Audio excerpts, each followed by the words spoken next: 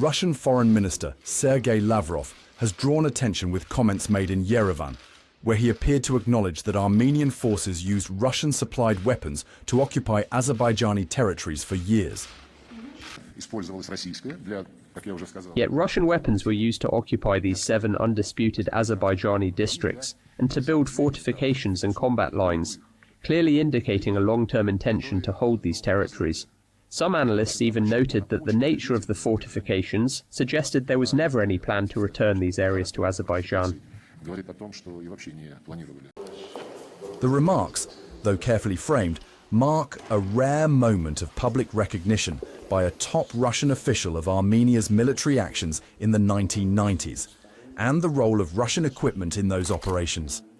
Analysts say the comments reflect a deeper historical pattern in Russia's approach to the South Caucasus, with Armenia often playing a strategic role in Moscow's broader regional goals. Episodes such as the 19th century resettlement of Armenians into the South Caucasus, the violence and forced displacement of the early 20th century, and Russia's involvement in the First Karabakh War are frequently cited by critics as evidence of that long-standing posture.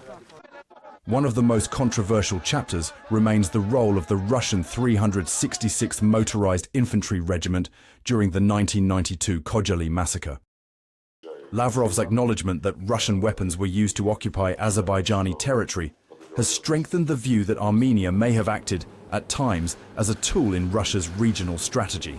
Russian media outlets like Izvestia used to refer to Karabakh as Artsakh, and continue frame Armenia's security through its alliance with Moscow, diverging from international consensus.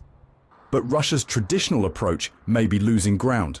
Since 2018, Armenia's political shifts under Prime Minister Nikol Pashinyan have challenged old alliances. Moscow's continued support for figures tied to previous administrations, including Robert Kocharyan and Serge Sargsyan, has been met with criticism from Armenian civil society. The Kremlin's appointment of Sergei Kiriyenko as its point man on Armenian affairs, along with renewed contact with the so-called Karabakh clan, has done little to reassure those hoping for change. Pashinyan's recent comment that there will be no new war between Armenia and Azerbaijan was seen by many as a signal to resist outside pressure and move past the cycles of conflict that have long shaped the region. Observers argue that Russia's focus on political pressure and controlled escalation no longer aligns with the region's aspirations. Calls for sovereignty, peace, and development are growing louder, while Moscow's reliance on outdated tactics may be losing its hold.